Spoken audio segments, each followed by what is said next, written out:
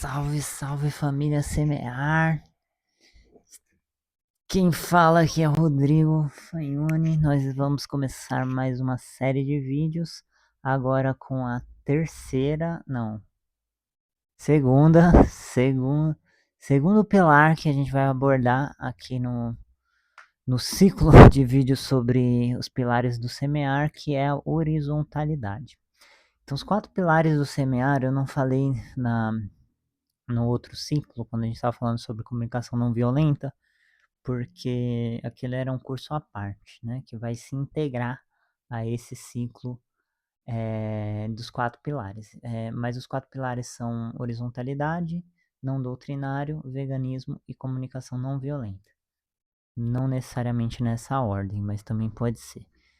E a iluminação tá meio ruim, né? Tô com preguiça hoje.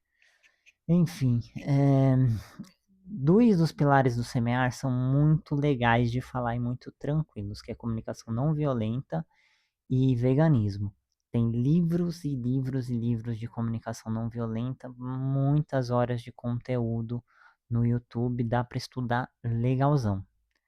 De veganismo também, dá para estudar legalzão, dá para estudar legalzão, tem muito conteúdo, porém, horizontalidade tem muito pouca coisa e a gente tem que emprestar de outros lugares, né, como holocracia, como anarquia, como Dragon Dreaming, que são outras, opa, um gato aqui pulou, que são outras ou filosofias ou sei lá, são outras coisas para a gente poder falar, né? Não existe um conteúdo horizontalidade, não existe um livro escrito, um livro que chama horizontalidade. Então, muitas das coisas que eu vou falar aqui eu tirei do chat GPT, que está me ajudando também, graças a Deus. Outras eu tirei de vozes da minha mente, outras da minha experiência com pelo menos aí uns 10 anos de... Nossa, tem uns 10 anos já? Pelo menos uns 10 anos de projetos é, horizontais, né? E buscando essa horizontalidade, e coisas que eu vivi e também vivi na verticalidade, digamos assim, né? O que eu aprendi dos dois lados. Então, muitas das coisas são reflexões minhas, o que significa que você vai ter que refletir também para ver o que faz sentido e o que não faz, tá? Porque não temos uma bíblia de horizontalidade. Mas enfim, e aí não doutrinário a gente vai ter essas mesmas questões, mas como foco agora é horizontalidade, vamos falar disso. Eu pretendo fazer algumas aulas sobre isso, mas eu não sei se a gente vai ter conteúdo suficiente para falar tanto, né? Vamos abordar o máximo que a gente conseguir, estruturar o máximo desse pensamento, e o objetivo é que você entenda o pensamento do semear, para que você possa vivenciar o semear, atuar no semear ou desfrutar da filosofia, né, do estilo de vida que a gente tenta trazer. Não é uma doutrina, não vai te salvar, não existe o que de ser salvo, né, mas é uma proposta de vida, uma proposta de organização, uma proposta de comunidade, isso que é o semear. E às vezes eu queria que fosse, né, tivesse algo para ser salvo, que fosse uma seita, porque talvez a gente crescesse mais e conseguisse mais dinheiro, minha vida fosse mais fácil e a vida do instituto fosse mais fácil ainda, né? Porque essas seitas, esses grandes templos que vendem soluções mágicas para problemas que não existem, elas têm muito dinheiro. Mas a realidade é que o Semear não segue por esse caminho e tudo isso que eu vou falar são só propostas, são só a forma que a gente pensa, que a gente se organiza. E talvez você goste, talvez não. E tá tudo certo. Se não gostar, não tem problema. Bom, enfim, vamos começar. Então, com a palavra poder aqui na tela, eu não tinha planejado começar por isso, mas já que tá aí, né, vamos falar um pouquinho de poder. Talvez a gente tenha que recorrer muito a dicionário durante esse ciclo para a gente poder se encontrar, né, fundamentar todo esse pensamento. Vamos falar um pouquinho sobre poder. E aí a gente vai entender um pouquinho sobre como isso é importante, por que isso é importante dentro da horizontalidade. Eu vou ler aqui a etimologia da palavra poder. A palavra poder vem do latim vulgar potere, não sei se é assim que se pronuncia, potere do latim clássico comum, que, que significa possum ou posse, da sua raiz em latim em potis. Tanto faz isso aqui. Que significa ser capaz, ter capacidade de ou ser. Então, poder é posse, ou ser capaz, ou ter capacidade de, ou ser poderoso. Por que a gente está vendo a etimologia? Etimologia, para quem não sabe, é o estudo de como a palavra surge. E aí, por que é importante isso? Se a gente entender como a palavra surgiu, para entender como a palavra surgiu, toda palavra ela reflete uma ideia. Então a palavra é o reflexo da necessidade de se comunicar aquela ideia. Então eu tenho uma ideia de uma coisa, eu preciso comunicar essa coisa, eu tenho uma ferramenta para isso que é uma linguagem, e aí dentro dessa linguagem eu crio uma palavra. Isso que é a palavra, né? É a necessidade de refletir uma ideia. A ideia não é a palavra não é a ideia, mas a palavra ela é um símbolo para a ideia, ela vai nos remeter a essa ideia.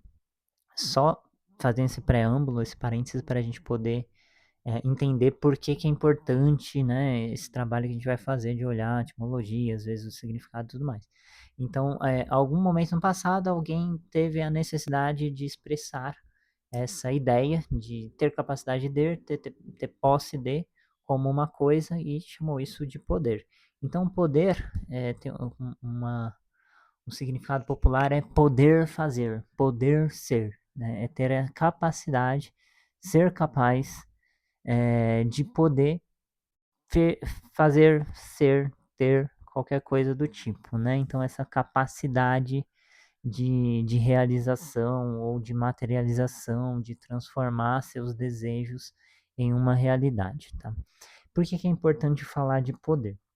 Horizontalidade é uma estrutura de poder. Sim, horizontalidade é uma estrutura de poder, assim como a verticalidade também é uma estrutura de poder. O que significa isso? É uma forma de estruturar, de organizar o poder dentro de uma organização. Essa organização pode ser o SEMEAR, essa organização pode ser uma empresa, um instituto, uma igreja, uma família, uma nação, um planeta, ou qualquer tipo de organização, né? Onde tem mais de uma pessoa, até onde tem uma única pessoa existe uma organização do poder, mas principalmente, né, onde tem mais de uma pessoa, existe uma forma explícita ou implícita ou tácita de organização do poder, ou seja, em todo lugar, a maioria das organizações, elas não parecem organizações, né? Tipo uma família. A família é uma organização. E dentro da família existe uma forma tácita de organização. Vamos lá, o significado de tácita. Etimologia ou só significado? Vamos só de significado, para não ficar um negócio muito denso. Significado da palavra tácita. Será que eu tô falando certo? Tácita. Tácita ou tácito. Vou ler. É um adjetivo que significa algo subentendido, implícito ou que não foi dito de forma clara com palavras, mas que se percebe pelo silêncio ou por trás dos atos. E o termo também dá o nome a um suplemento vitamínico, que não importa.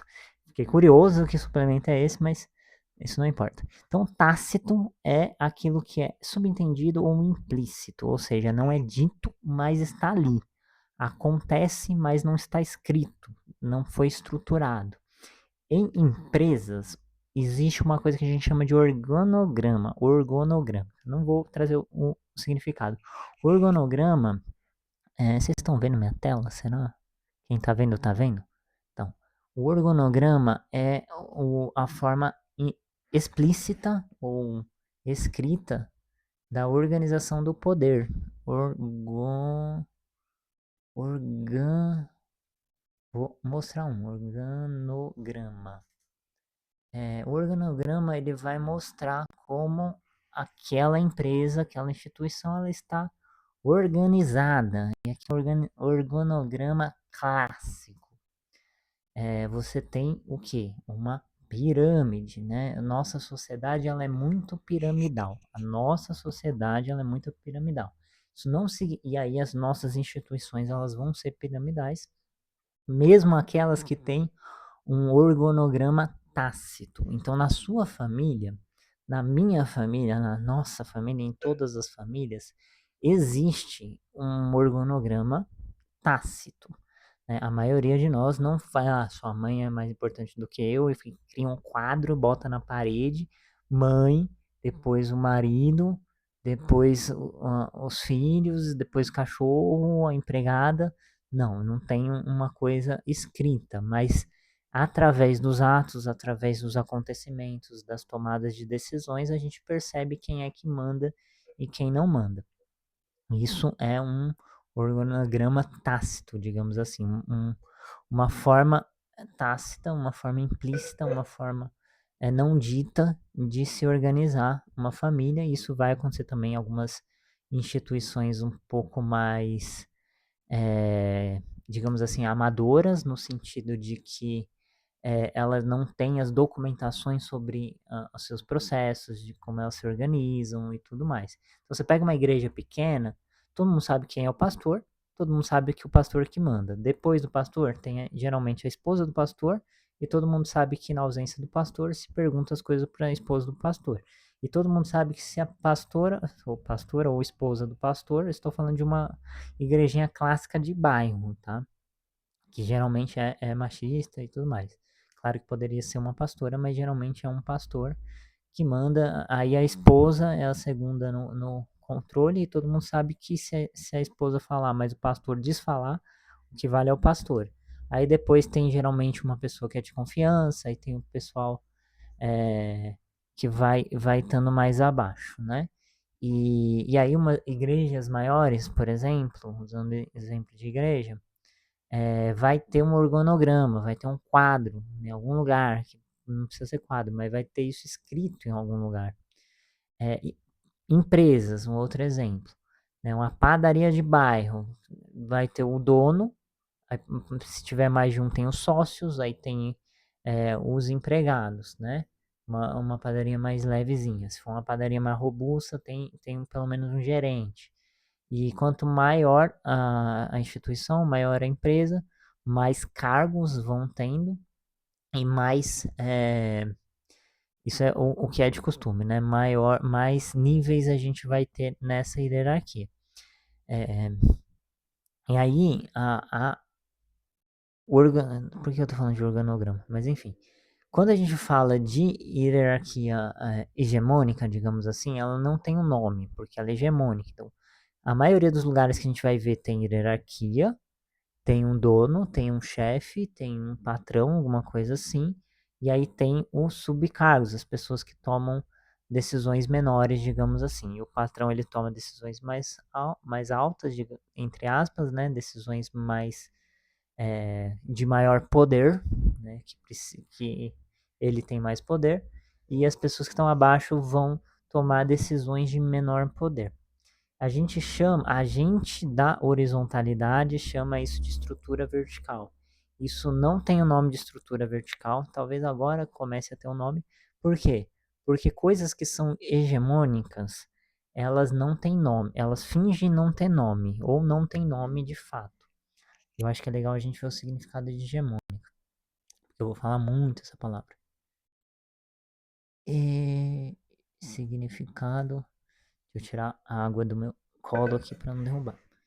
Significado da palavra hegemônica. Vou escrever aqui rapidinho, galera. Hegemônica.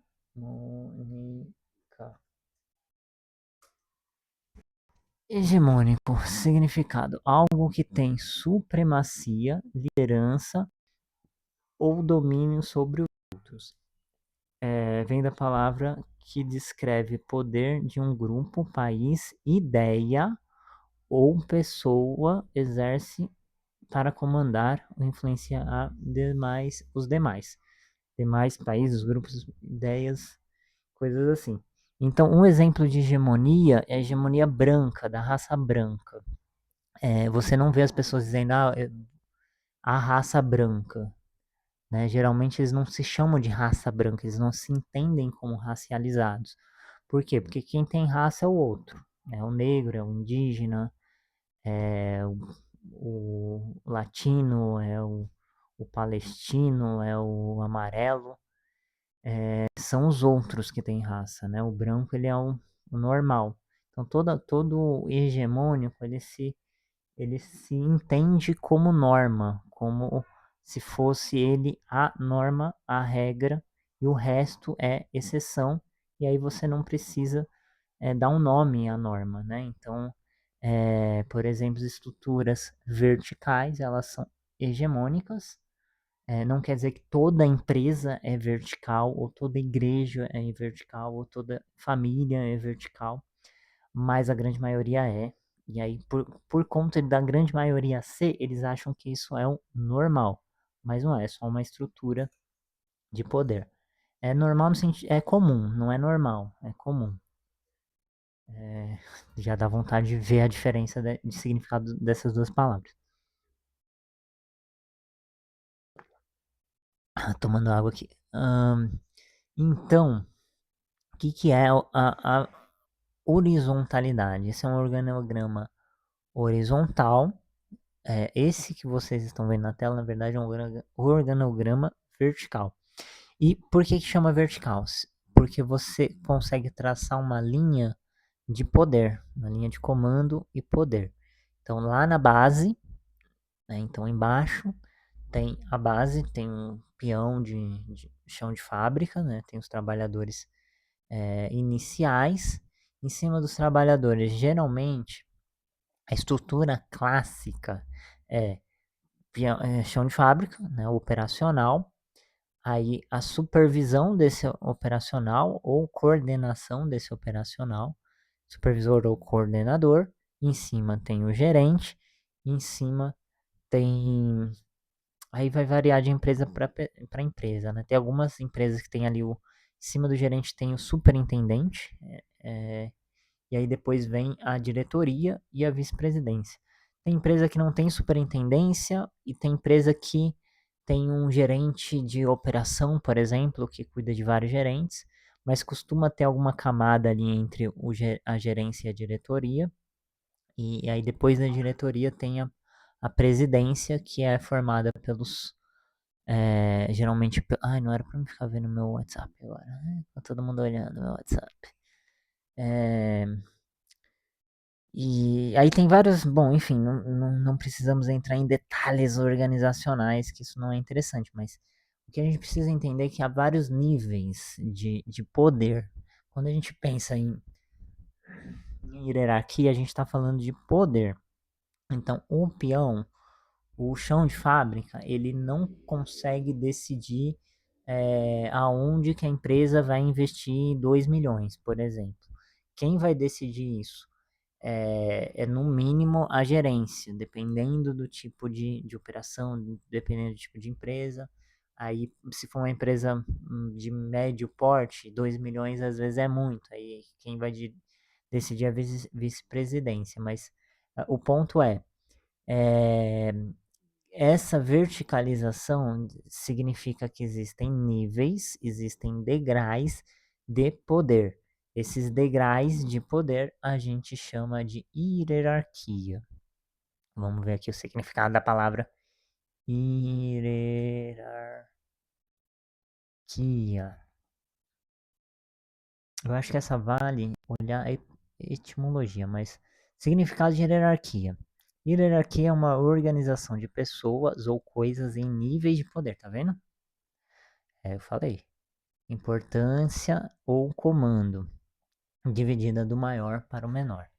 Então, hierarquia é você ter níveis de poder ou comando, que vai dar na mesma, do maior para o menor, do mais forte para o mais fraco, do mais poderoso para o menos poderoso. E aí, de novo, isso é hegemônico, então a gente vai ver isso aqui, ele dá até alguns exemplos. Tipos de hierarquia nas empresas, no exército, na sociedade, hierarquia militar, hierarquia nas empresas, blá blá blá. Blá. E aí tem as hierarquias tácitas, né, que existem na sociedade, que são frutos de preconceitos e violências estruturais, mas que elas existem, a gente não concorda, mas sofre as consequências dela, né, que é uma hierarquia de gênero, então o homem hétero, cis hétero, o homem cis hétero, ele está ali no topo da hierarquia, seguido pela mulher cis hétero, aí depois tem um homem que na verdade o homem branco com a mulher branca, aí tem um homem negro com a mulher negra, aí depois começa a vir diferentes gêneros, e aí também tem a hierarquia de raça, né, com o homem branco e mulher branca ali no topo, aí as outras raças. E isso não é o que eu gosto, o que eu quero, o que eu concordo, né? Isso é o que acontece tacitamente.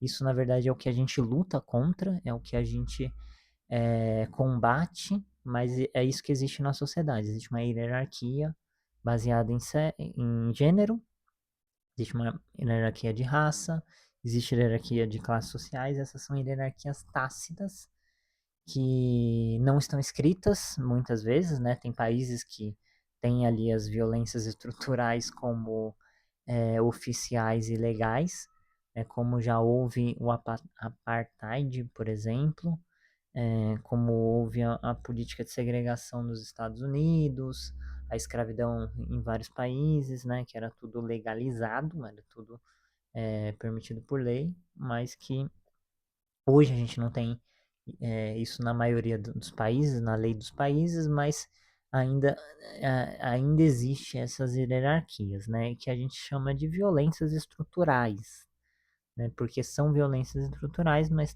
são também hierarquias. E, e aí as organizações, as instituições verticais, elas têm essa questão do poder em níveis, né? E assim, famílias vão ter isso, relações vão ter isso. Relações é interessante, eu não quero entrar em não monogamia, mas em relações tem muito isso, né? Então o casal casado, né, geralmente o parceiro amoroso, ele está no topo da hierarquia da pessoa. Então, eu casado, por exemplo, é muito comum o parceiro ou a parceira casada cobrar mais atenção, mais ajuda, mais acesso, mais qualquer um dos benefícios que a pessoa tem a oferecer para si, né? Então eu cobrar da minha esposa mais tempo e atenção do que ela dá para a mãe, ou dá para a família, ou dá para o trabalho dela, como se existe uma hierarquia de beneficiário, digamos assim.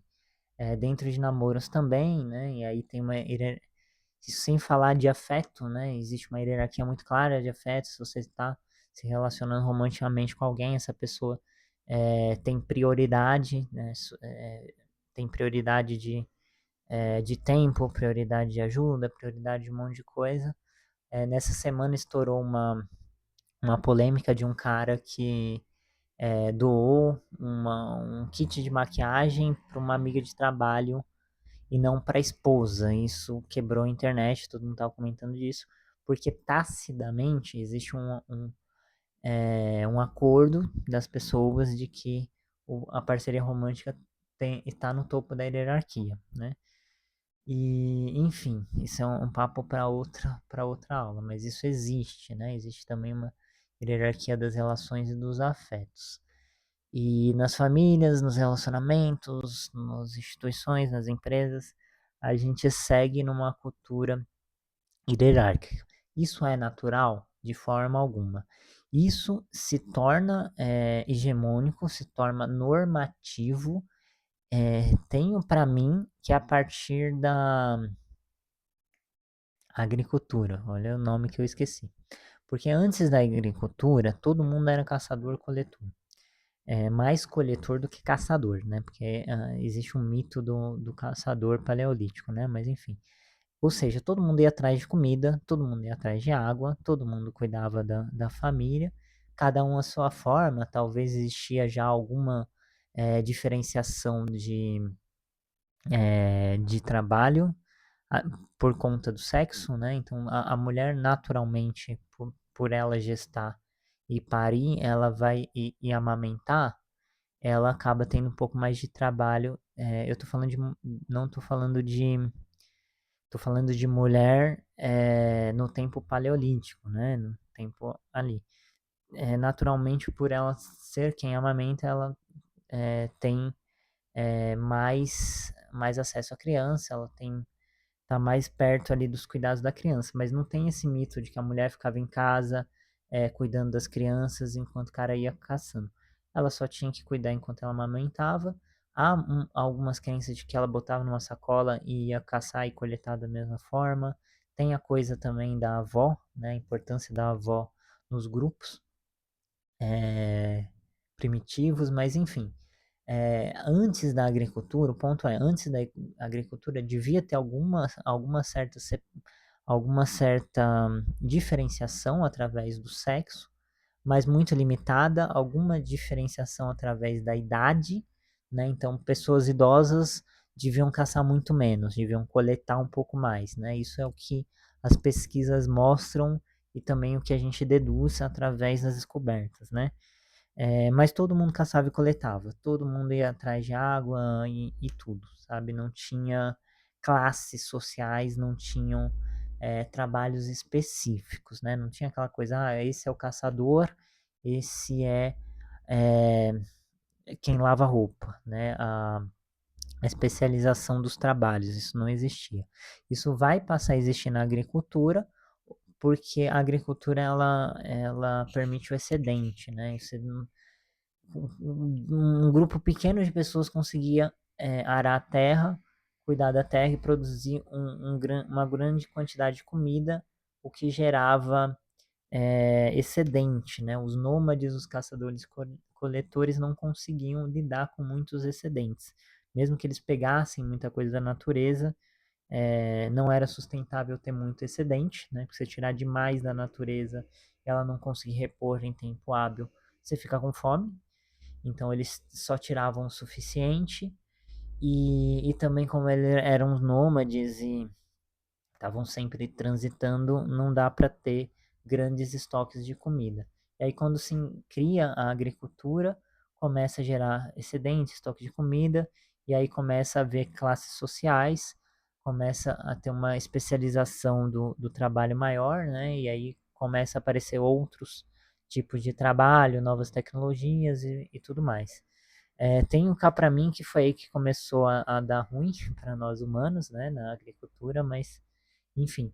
E aí começa-se hierarquias, né? Começa a ter lá o camponês, e aí o dono começa a ter a propriedade privada também, que antes da agricultura não se tinha, né? Propriedade privada no sentido de coisas que produzem coisas, não é propriedade privada de de pele de animal ou de tenda, nem nada do tipo, né? Mas a gente está falando de ter terra, por exemplo, naquela época, né? Quando se começou a cercar as terras e cultivar as terras, as pessoas começaram a possuir as terras, porque antes era tudo as terras possuíam as pessoas, né? As pessoas pertenciam a uma determinada região, assim como os povos nativos de hoje em dia, né? Os indígenas. Mas depois da agricultura a gente começou a possuir a terra, criou-se a propriedade privada, acredita-se que criou-se novas formas de família e também o machismo e uma série de hierarquias e estruturas de poder e uma série de violências estruturais. Não sabemos se isso existia antes da agricultura. Eu penso que é provável que não. Talvez tinha alguma estrutura de poder, mas era muito menor, não era como é hoje, né? Uma desigualdade, já existia violência, né? Antes da agricultura, os povos de terras diferentes deviam se chocar e se matar de qualquer forma, mas não tinha tantas classes sociais, hierarquias, tantas violências estruturais. Isso começou muito na agricultura por conta dessa possibilidade de excedente e pela necessidade de possuir a terra, né? Porque uma vez que você planta, você quer colher, né? Dá muito trabalho cultivar, plantar, cultivar, colher, dá trabalho, demora um tempo, aí você deixa de ser nômade, que você não vai ficar viajando enquanto seu trigo está crescendo, porque outra pessoa pode vir pegar, aí você passa a se estabilizar, né, se sedentarizar. Foi ali que a gente começou com tudo isso. Nossa, que viagem que eu dei agora para falar de horizontalidade. E aí, né, nessa época devia ter alguma diferenciação entre xamã e ancião e coisas do tipo, mas a estrutura de poder era muito diferente, né? Porque quem tinha poder mesmo era a natureza, os humanos tinham muito menos poder, estavam muito mais à mercê dos deuses, dos elementos da natureza e tudo mais, enfim. Enfim, aí horizontalidade, deixa eu ver se tem alguma coisa assim, organograma horizontal, exemplo. Organograma horizontal de uma empresa. Vamos ver o que é isso aqui. Se existe. Ah, isso aqui não tá muito horizontal. Chefe de departamento, gerente. Ah tá, isso aqui é um organograma que em vez de estar em pirâmide, a pessoa deitou a pirâmide e continua sendo horizontal. É horizontal porque a gente não tem níveis. Resumindo a história. No vertical, a gente tem níveis de cima para baixo. No horizontal, a gente deixa de ter níveis e só tem um nível. As empresas hoje em dia, lembra aquele organograma clássico que eu mostrei? Deixa eu ver, clássico. É clássico porque esse é o organograma que imperou nas empresas por muito tempo. CEO, diretor, gerente, coordenador, analista, assistente. E aí tem vários níveis, esse é o organograma clássico. E aí por isso que é vertical. Na organização horizontal a gente não tem mais nível. E aí de novo, as empresas elas estão percebendo que não faz mais sentido a gente ter esse organograma clássico, né? Principalmente as empresas é, mais atualizadas com o mundo, né? Que geralmente são as empresas de TI e similares aí. Elas já não seguem mais esse organograma com vários níveis, elas estão se horizontalizando. E não é porque elas são bonzinhas, ou são legais, ou são maneiras que nem o Google, é por uma questão de redução de custo. Quanto mais níveis, mais burocracia, mais processos, mais salários, mais custo. E quanto menos níveis, menos burocracia, menos salário, mais lucro. Então já se vê isso. E também por uma questão da gente não aguentar mais. E a gente, desde da minha geração Y, né? Crescidos nos anos 90 e mais. Não, eu sou millennial, na verdade. Eu sou millennial.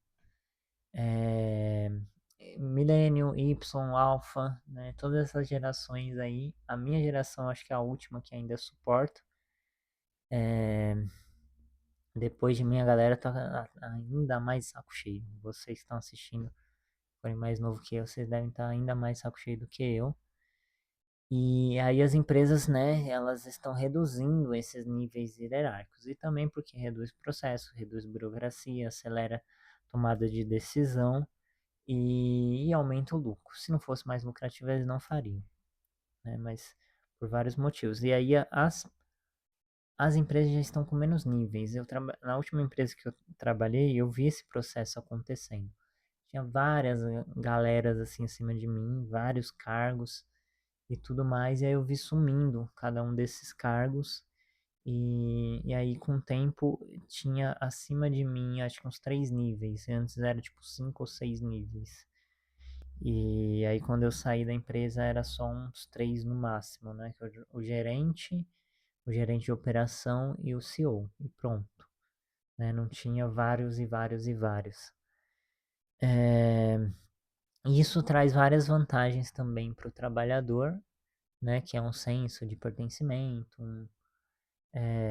uma autonomia de tomada de decisão, uma sensação maior de poder também, né? E o poder traz aquela sensação de que eu sou parte do processo, de que a minha opinião importa e tudo mais. Então, horizontalidade é isso, né? Você, ao invés de ter. Tá me batendo sono aqui. Ao invés de você ter vários níveis de poder, né? Então, de cima para baixo, você tem um nível só, onde todo mundo tem a mesma quantidade de poder. Então, para falar um pouquinho mais do conceito, é isso: é a gente ter organizações sem hierarquia.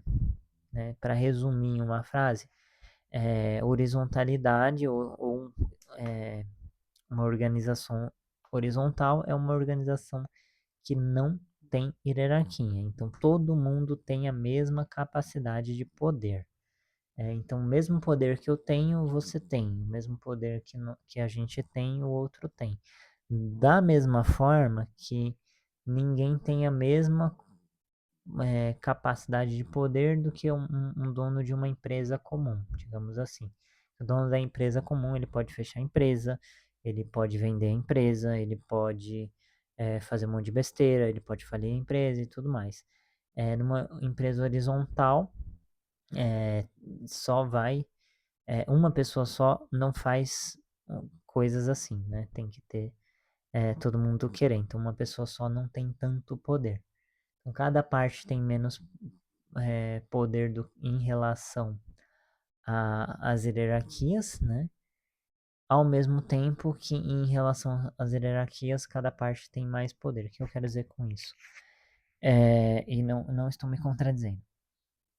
Em relação às hierarquias, você pega ali o topo da pirâmide, ele vai ter mais poder do que a base da pirâmide, né? E aí numa estrutura vertical. Na estrutura horizontal, uma parte ela não vai ter mais poder do que o topo da hierarquia na vertical, no topo da hierarquia vertical, ou seja, o dono da empresa, o CEO da empresa. Que isso não existe na horizontal. E ao mesmo tempo, na horizontal, você não vai ter ninguém que tenha uma capacidade de decisão tão alta quanto um CEO. Só que qualquer um da horizontal ali tem mais capacidade de decisão do que um da base do vertical. Tá? Eu vou abordar isso com mais calma e esse conceito vai ficar um pouquinho mais claro. Qual que é a vantagem, primeiro, da estrutura vertical? E por que ela domina? A vantagem dela está naquilo que a gente não quer no semear, que é a concentração de poder. A estrutura vertical, deixa eu ver se eu consigo mostrar. Ela pode ser vista como uma pirâmide, né? Ela é uma pirâmide. Clássico de uma empresa, vamos lá. Ela é uma pirâmide, né? Então você tem uma pirâmide onde o topo dessa pirâmide concentra todo o poder. Ah, isso aqui é ótimo. Essa pessoa pegou a pirâmide e transformou em uma mandala. Fica a referência aí para quem sabe. Então a pessoa pega a pirâmide e transforma numa mandala. E aí no centro está o presidente. Isso daqui é como se fosse um ralo de poder. Então todo o poder ele vai escorrer por centro e ele vai se concentrar no centro. Então o centro, que é o presidente ou é o dono da empresa, ele vai ter a maior capacidade de poder. Ele tem toda a capacidade de poder? Em tese sim, na prática não, né? Porque cada uma dessas célulazinhas tem poder e a base também tem poder, tá? A base da pirâmide tem poder. Se eles fizerem greve, se os trabalhadores fizerem greve, a empresa não anda. Então eles também têm poder. Só que quem manda, concentra esse poder é o dono, o presidente da empresa, ou CEO, é o centro, né, o topo dessa pirâmide. Mas a base é que nessa estrutura de. Eu tô falando dos benefícios, né?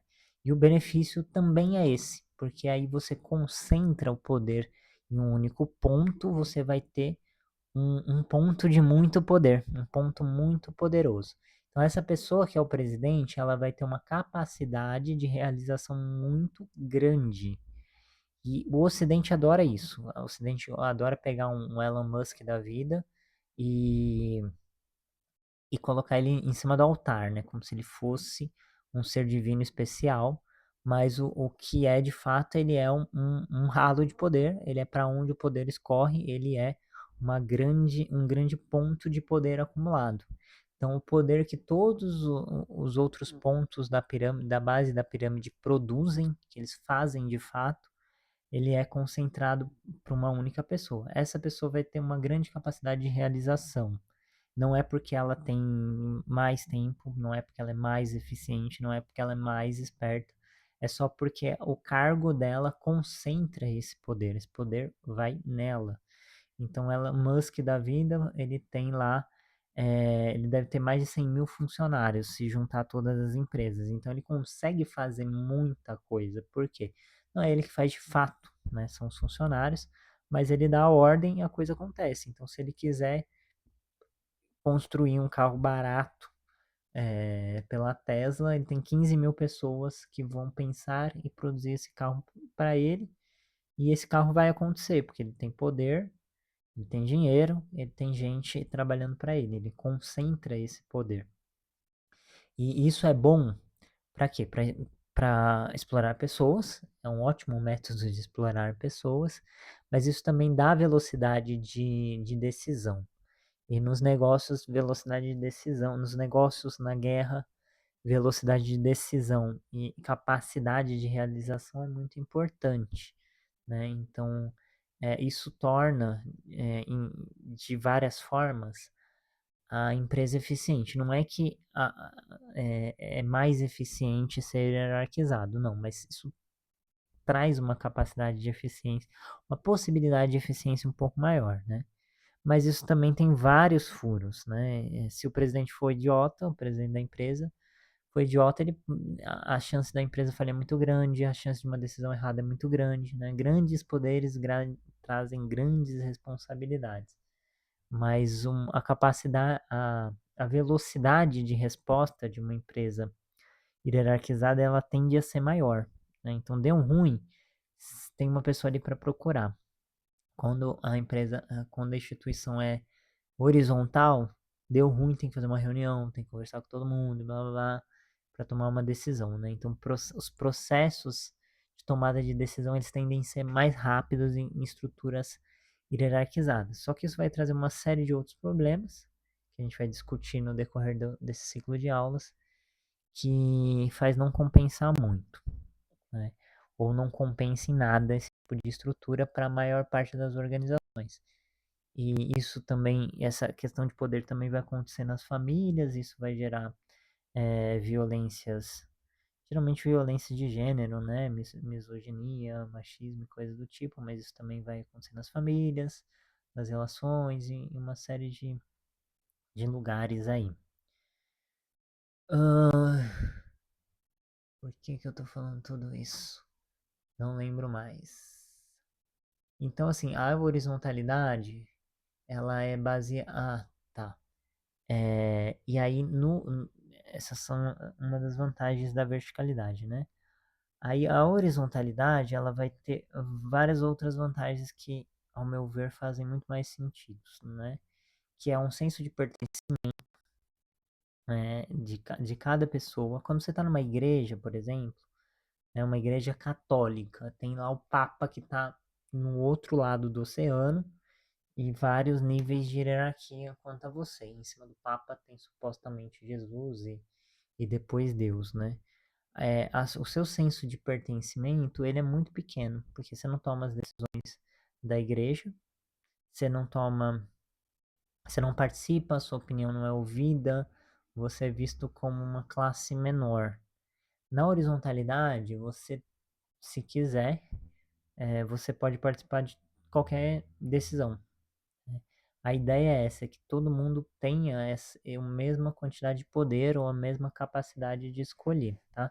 Na prática, a gente vai perceber que existem alguns poréns disso, né, na prática, mas na teoria é isso, né? Todo mundo tem a mesma capacidade de decidir. Então, por exemplo, no semear, todo mundo tem a capacidade de decidir um tema de um ritual, por exemplo, a agenda do mês que vem. Eu gosto da palavra disputar, depois a gente vai falar sobre isso, né? Mas se você que está vendo que não é facilitador, você pode também propor um ritual com um tema específico. Você pode fazer a playlist, você pode escolher a medicina, você pode fazer um evento, né? Existem alguns processos, dentro do seminário existem processos, existem critérios, né? Mas dentro desses critérios, qualquer um pode decidir o futuro do semear, né? A horizontalidade, ela permite que você é, escolha o futuro que você quer ver. Enquanto na hierarquia, quem escolhe o futuro é quem está mais alto na hierarquia, né? O pessoal da base pode no máximo influenciar a decisão de quem está no topo, mas quem decide está no topo. Ah, então, o conceito é basicamente isso, né? Você ter uma instituição, uma empresa, uma família, qualquer parada, sem hierarquia, sem níveis hierárquicos. Por que que ela é necessária? A horizontalidade, ela é necessária e ela se faz cada vez mais necessária, mesmo no campo corporativo, por conta dessa nossa necessidade de pertencimento, de propósito, de participação, em estruturas hierárquicas. Quando a gente é base da parada, a gente só aperta botão. Alguém manda, a gente faz. A gente pode não concordar com a forma que é feito, mas a gente faz porque alguém mandou. Isso traz desmotivação, isso traz uma sensação de desconexão, uma falta de pertencimento, aumenta a rotatividade no trabalho, isso é um problema para as empresas, né? Contratar, treinar e perder o profissional custa caro e, e também a felicidade das pessoas. As pessoas não se sentem felizes na base da pirâmide. As pessoas se sentem felizes, satisfeitas com seus empregos quando elas se sentem valorizadas, quando elas sentem que seu trabalho faz diferença, quando elas se sentem reconhecidas, quando elas se sentem parte da estrutura, quando elas se sentem ouvidas, e a horizontalidade ela permite tudo isso, né? Se você pode escolher o que vai acontecer, você pode opinar, você pode fazer o que você quer acontecer, quando você pode disputar o futuro da organização, isso dá muito mais motivação para você fazer parte, né? Então, por exemplo, no partido que eu sou filiado, eu parei de ir. Eu parei de ir porque, assim, ninguém me ouve. Eu falo as paradas, assim, tem gente que me ouve, né? Mas as coisas que eu dou ideia não acontecem, as sugestões que eu dou, elas são perdidas, e aí o que vale é o que pessoas de níveis e instâncias maiores do partido decidem, sabe? Então, tem uma hierarquia muito grande com vários níveis, onde eu tô lá na base, e aí eu ouço, eu dou ideias, eu chego empolgado, vamos fazer isso, vamos fazer aquilo, nada acontece, e, claro, eu poderia me esforçar mais, né? Mas o ponto é que a estrutura do rolê faz com que o meu poder ele seja muito pequeno. E o poder no sentido de a minha capacidade de realizar, a minha capacidade de disputar o futuro é muito pequena. E aí eu não vou para lá mais, sabe? Prefiro estar aqui no semear onde eu tenho poder, onde eu posso dar sugestões, eu posso fazer essa aula, eu posso fazer o que eu quero, eu posso fazer o que eu gosto. E, e eu me sinto mais dono do semear, eu me sinto mais parte do semear, eu me sinto mais ouvido no semear, né? E esse também é a sensação que a gente quer construir em você, né? Que você possa se sentir parte do semear, ouvido, sinta que as suas ideias elas acontecem.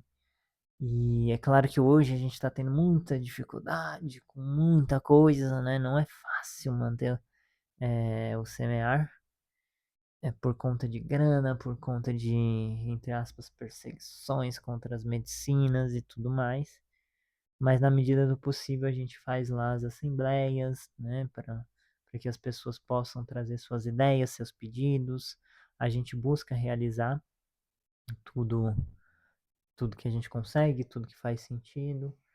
E isso traz uma maior sensação. Quando a pessoa vem no ritual, ela tem a sua autonomia respeitada, ela é, pode ser quem é, então isso traz essa sensação de pertencimento, de comunidade, né? E aí as estruturas, e aí o que diferencia, né? Aproveitando o gancho de uma estrutura horizontal para uma vertical são os processos, né? Que acontecem ali dentro.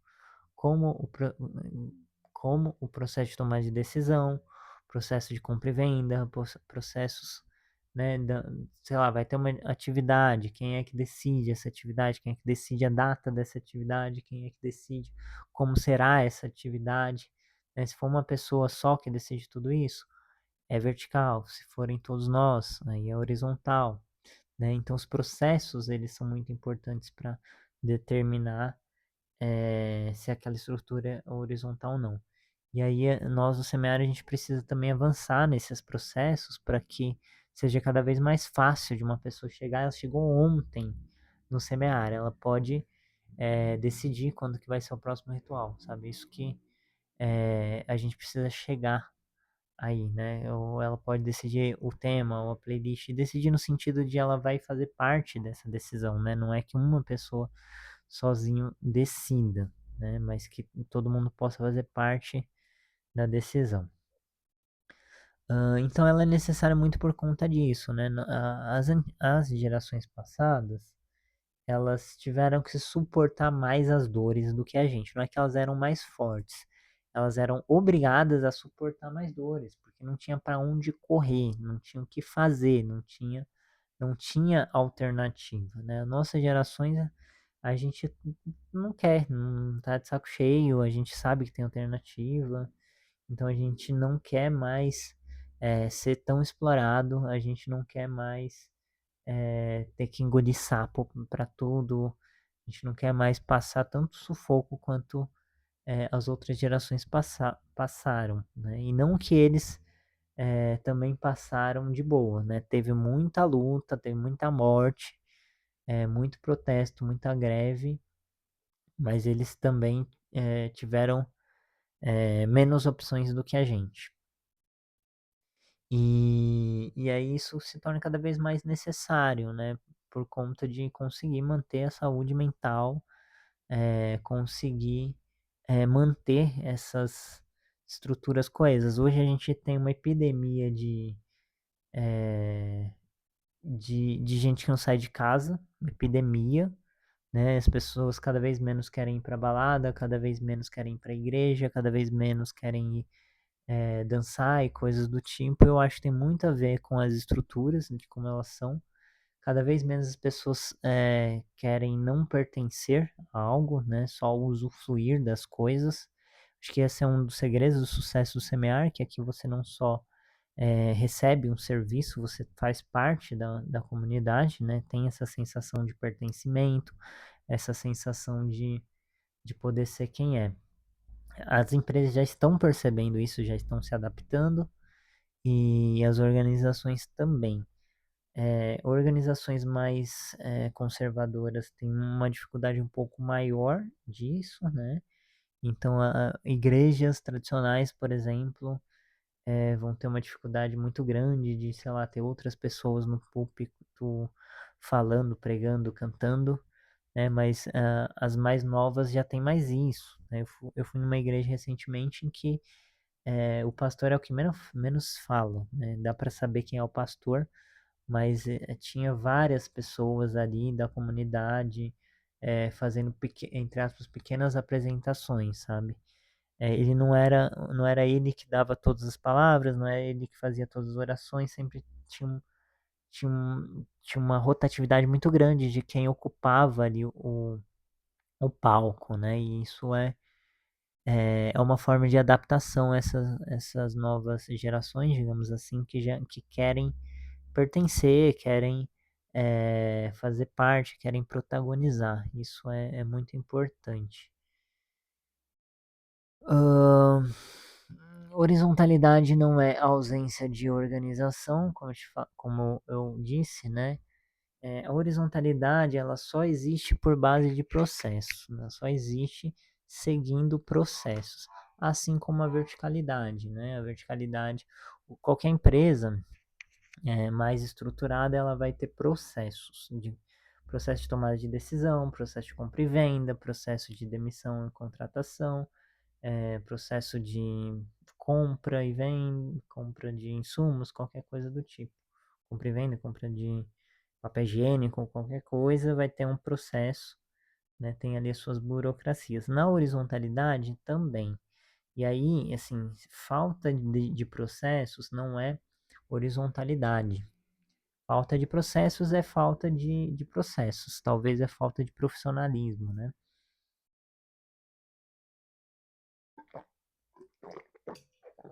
E não no sentido pejorativo, tá? Porque nem tudo precisa ser profissional. Então, tipo, uma família, ela não precisa estar escrito os processos, ter os procedimentos de como fazer as coisas.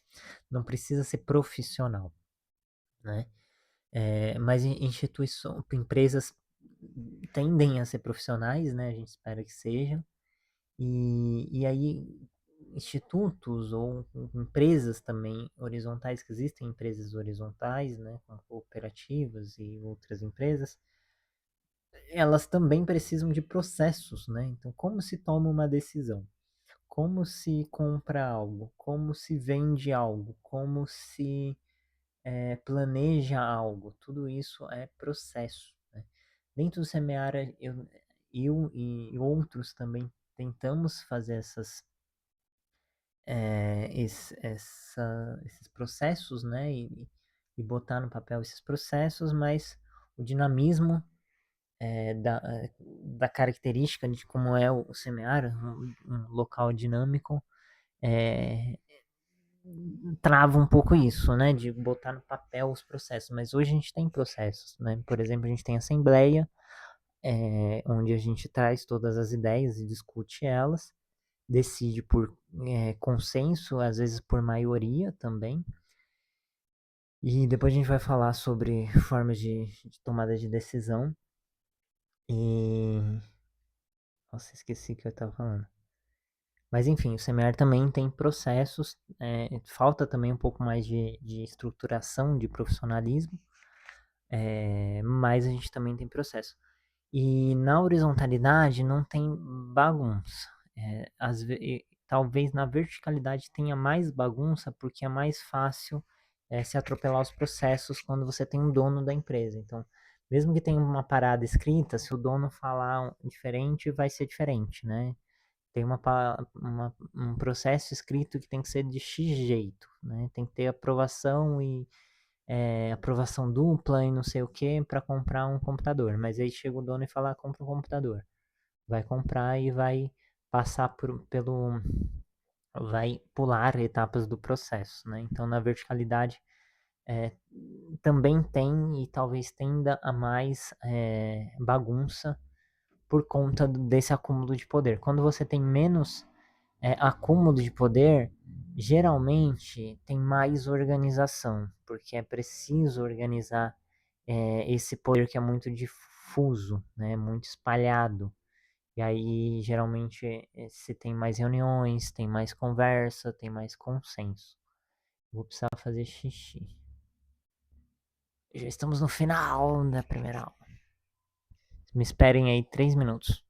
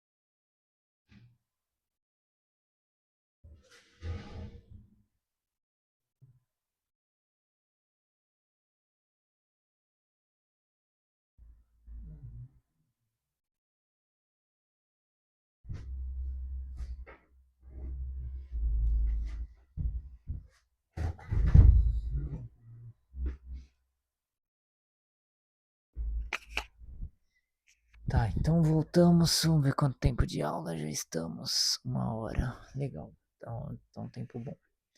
Então, assim, resumindo, horizontalidade não é falta de processos, na verdade é preciso processos para poder. É preciso processos, é preciso metodologia para organizar a horizontalidade, assim como existem metodologias e processos para organizar a verticalidade. Igual isso. E não ter processo geralmente leva à verticalidade, né? Tipo, não tem uma forma de se um passo a passo de tomar uma decisão específica. Geralmente uma pessoa vai tomar a decisão, acaba, assim, a falta de organização ela acaba puxando muito mais para uma hierarquia do que para uma horizontalidade. Mas enfim, igualdade, equidade e reciprocidade. Tô lendo. Todos tratam igualmente, tratar todos igualmente nem sempre produz realizações verdadeiramente horizontais. Eu não sei porque o chat escreveu isso, mas é, eu vou aproveitar o gancho para falar um pouco sobre 2 tipos de hierarquia: hierarquia por cargo e hierarquia natural. Nas organizações horizontais, a gente vai encontrar hierarquia natural. Nas verticais, a gente vai encontrar hierarquia por cargo. Que é hierarquia por cargo? A gente obedece porque a pessoa tem um cargo X. Na hierarquia natural, a gente obedece porque a pessoa é uma pessoa de referência ou é uma pessoa de liderança. O que significa isso? É, a pessoa que está mais tempo no grupo, por exemplo, eu no Semear, eu sou a pessoa que está mais tempo no Semear porque eu fundei o Semear. Né? Eu estou aqui desde o dia 0. Então, e ainda estou aqui e ainda estou fazendo coisas. Então, é natural que as pessoas tenham a mim como uma referência. Né? Então, é o Rodrigo do Semear. Também o Semear está acontecendo onde eu moro. Então, eu também sou o anfitrião do Semear. Então, existe uma confluência, existe uma concentração aí de responsabilidades. Existe uma concentração também de poder em cima da minha figura, e aí isso traz um grau de hierarquia, mas não é porque o meu cargo ele traz mais poder, mas é porque eu tô há mais tempo, eu sei onde estão as coisas, né? Então, imagina se você chega numa casa que já mora alguém, você vai se mudar para uma casa onde já mora alguém, e aí você quer saber onde estão os copos, as colheres, os garfos, você vai perguntar para tal pessoa, para a pessoa que mora mais tempo. Se aquele lugar tem regras, você vai perguntar as regras para essa pessoa que está mais tempo. Então, essa pessoa que está mais tempo, ela tem um acúmulo de conhecimento daquela instituição, ela tem às vezes um acúmulo de poder no sentido de que ela sabe os caminhos para fazer a coisa. Então vamos pensar na instituição como uma empresa de produção de alface, por exemplo. A pessoa que está ali há 5 anos e ela trabalha bem, ela é uma referência, ela vai ser perguntada quando acontecer um pepino. Um pepino no, um pepino no sentido de problema, né? Assim, claro, você está plantando alface e nasce um pepino, isso é um pepino, é um problema.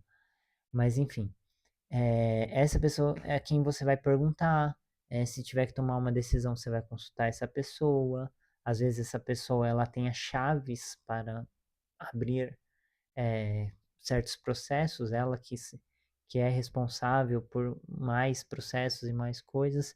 Então existem pessoas que nas estruturas horizontais também vão existir pessoas que são liderança, né? Porque ela tem um acúmulo de funções, ela tem mais responsabilidades, ela tem mais conhecimentos, e essa pessoa, ela vai ser, por algum motivo, ela vai ser referência, ela vai ser consultada mais vezes, a opinião dela vai ter um peso um pouco maior, ela vai ter uma influência um pouco maior, mas não é por cargo, é por utilidade, digamos assim. Essa pessoa, ela é mais útil naquela instituição, então ela é vista como uma referência, por utilidade.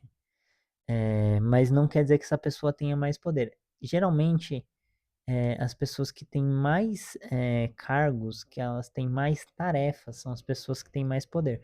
Por quê? Poder, lembrando, poder é capacidade né? É capacidade de realização. Se você tem uma tarefa para cumprir, você precisa ter capacidade de cumprir essa tarefa. Então, as pessoas que têm mais tarefas, elas precisam ter mais poder. Poder como uma ferramenta de realização, né? É como se o poder fosse uma ferramenta, literalmente. É tipo uma enxada ou uma pá, né? Se você precisa capinar um chão, você precisa ter uma enxada. A enxada ela vai te dar o poder de capinar o chão, né? E aí, se você tem várias funções dentro da instituição, se você faz várias coisas, tem várias responsabilidades, para que você possa executar cada uma das responsabilidades, você tem que ter o poder de executar cada tarefa. E aí, se você tem várias tarefas, você tende a ter mais poder do que as outras pessoas, né? Mas isso tem um limite. E aí depende dos processos da organização.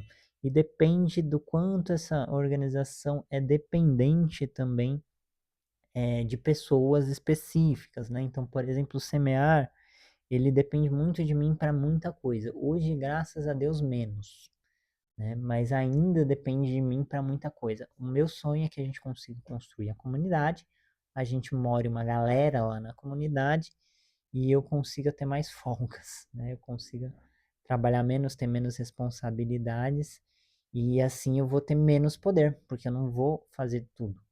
Quando você chega no ritual aqui, para quem já teve a experiência, vocês vão ver que eu sou desnecessário. Eu sou necessário, mas desnecessário. O que significa isso? Dá para fazer sem mim. Os rituais não acontecem sem mim na prática, porque eu moro aqui, então estou sempre aqui, e também porque eu tenho um acúmulo maior de experiência de resolver problemas, né? Então eu sou muito mais uma garantia de segurança, também sou anfitrião, né? Mas você vai ver que o ritual ele é tocado muito tranquilamente por quem está aqui, e eu apareço pouco, eu sou muito pouco necessário. Por que eu tô falando isso? Mas ainda assim, né, quando acontece algum pepino maior, o pessoal costuma me chamar, né? E eu acumulo muitas tarefas, muitas responsabilidades e muito poder dentro do semear.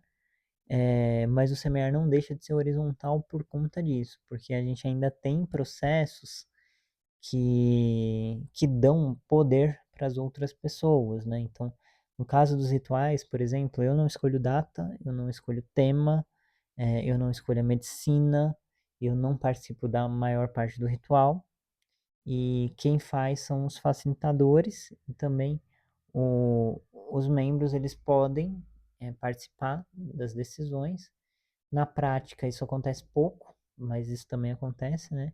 Então pouca gente vai lá na assembleia e vota e traz e tudo mais, são mais os facilitadores mesmo, mas todo mundo tem essa possibilidade.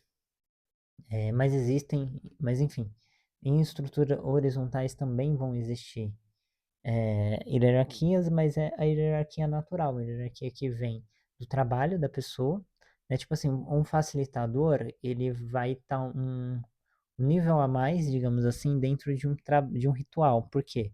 Porque ele vai ter acesso à medicina, ele vai aplicar as medicinas, ele pode parar a música ou continuar a música, porque aquela função exige que ele tenha esses poderes, né? Ele tem que ter o poder de servir a medicina, ele tem que ter o poder de trocar de música, de tocar a música. Aquela função, aquela tarefa específica exige para ser realizada certos poderes, e aí quem estiver realizando essa tarefa acaba possuindo esses poderes, mas não é por cargo, é por tarefa, né? E aí também tem a questão de referência, de acúmulo de experiência, acúmulo de conhecimento, né? A pessoa que está mais tempo envolvida nos processos, né? Ela a pessoa sênior, digamos assim, ela já viveu a maior parte dos problemas que são repetitivos, ela sabe das soluções, ela sabe onde estão as coisas, ela lembra porque tais decisões foram tomadas e coisas do tipo, e aí ela acaba sendo referência. Mas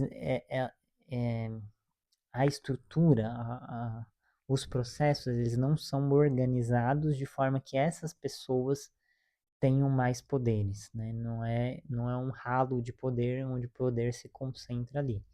São necessidades de tarefas, necessidades de situações e que isso também roda, né? Então, da mesma forma que eu, apesar de concentrar poderes, eu também entrego o tempo todo. Se alguém quiser dar as aulas que eu estou dando agora, para mim é maravilhoso. Se tiver outra pessoa para fazer isso, eu não fico microgerenciando os rituais, por exemplo, deixo a galera fazer, decidir e acontecer, e tudo que eu posso e quero passar para outras pessoas, eu passo. E a gente tem estruturas para que as pessoas possam reivindicar também. Se eu estiver fazendo uma coisa que eu não tô afim de passar e mais alguém reivindicar, a gente tem estruturas para isso, né? Às vezes eu tô fazendo uma coisa que eu gosto muito, né? Tipo, dar aulas aqui eu gosto. Mas às vezes alguém pode estar ouvindo e falar, não, mas eu quero dar uma aula também. E aí a gente tem estruturas, processos para que as pessoas possam reivindicar poderes. Enfim, eu acho que por hoje tá ótimo a aula 1. Eu vou ter que rever a aula porque eu dei várias viajadas, mas talvez eu tô satisfeito assim com o resultado. Mas enfim, nos vemos na próxima aula. Espero que saia ainda essa semana. Gratidão. Não se esqueçam de curtir o vídeo e se inscrever no canal, por favor. Tá? Se quiser, de quebra, faz um comentáriozinho que ajuda demais. Gratidão, até a próxima.